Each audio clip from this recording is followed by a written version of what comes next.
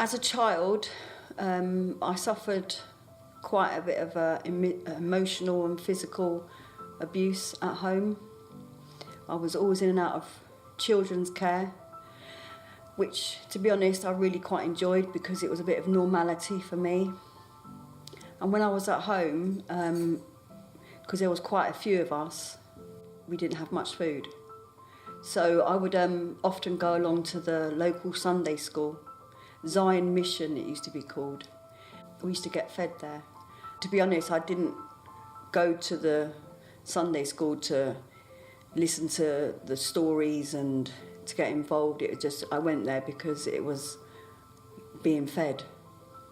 Life was difficult, always difficult living at home. At 15, I left home. I worked for a company in London that used to dress windows for big stores in London, House of Frasers and Harrods, and there were some guys at work and they went along to church. I thought, let me give this a go. So I went along to church. I just felt something different. I felt love, and then that's when I said the salvation prayer and I gave my life to Christ at the age of 18.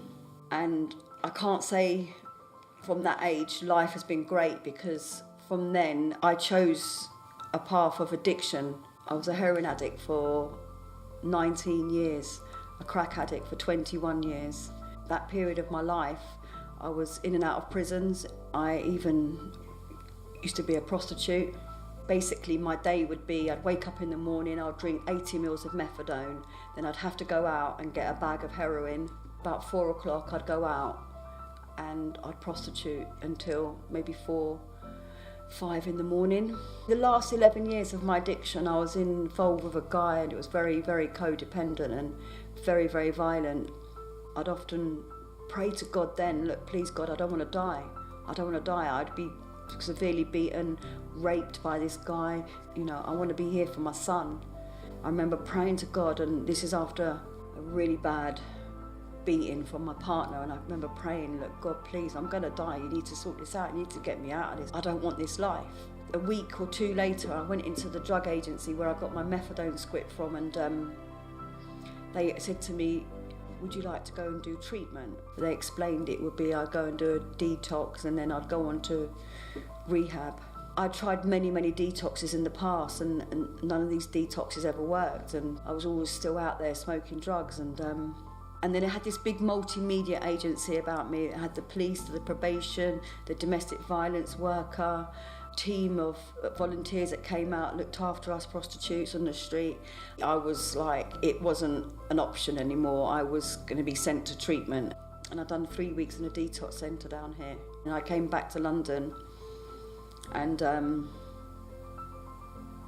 then 3 weeks that I was back in London was probably pretty much the worst 3 weeks of my life, because I overdosed 3 times. I was back street homeless again, and it just got very messy very quickly. I just remember that prayer again, saying, God, please, I can't do this.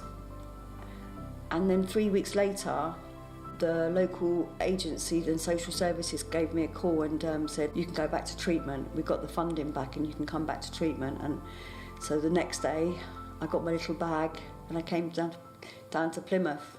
There was something just missing in my life. And I remember I left treatment. There was a church down the end of the road, Plymouth Christian Centre. This one Sunday, my friend said, come along. And I went along to this church, and you know what? I felt like I'd landed. There were people praising Jesus, and it felt a bit weird at first, but I felt really comfortable. I'd look around and I'd see all these people praising Jesus, and I'd be like, I want this, you know. After about 6 months of going along to church, a baptism course came up. I felt like it wasn't me, but it was me walking down the stairs and signing up for this baptism course. And then, so I did this baptism course for 3 weeks, and then on a Sunday, the 29th of November 2014 it was, I got baptised. I'm an addict in recovery now, and I know that my chains of addiction have been broken through Jesus, but I need to maintain my recovery. So also whilst I've been in recovery, the last 4 years I've been in Plymouth, I've been attending 12-step meetings.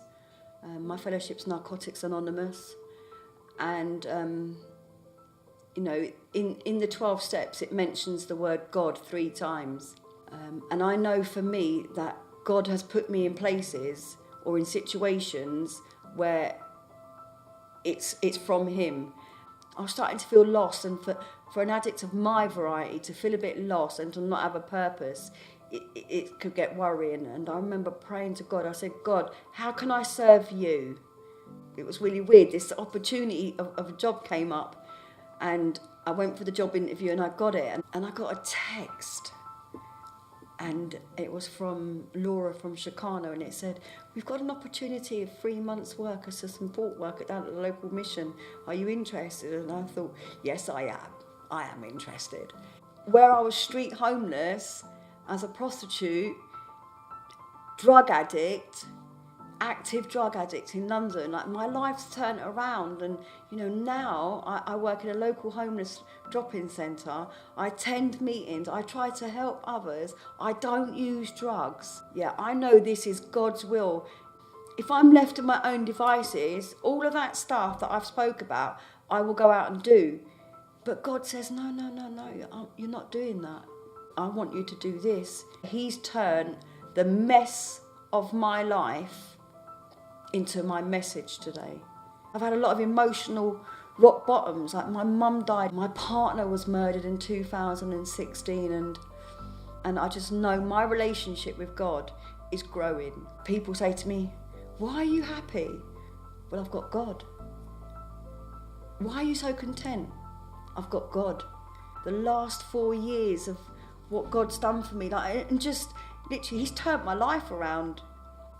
And now I'm here and I'm working. I'm a productive member of society today. I pay my bills. I don't take from nobody. I don't steal. I don't go out there prostituting no more. I love God, you know, and like I said, my relationship is growing more.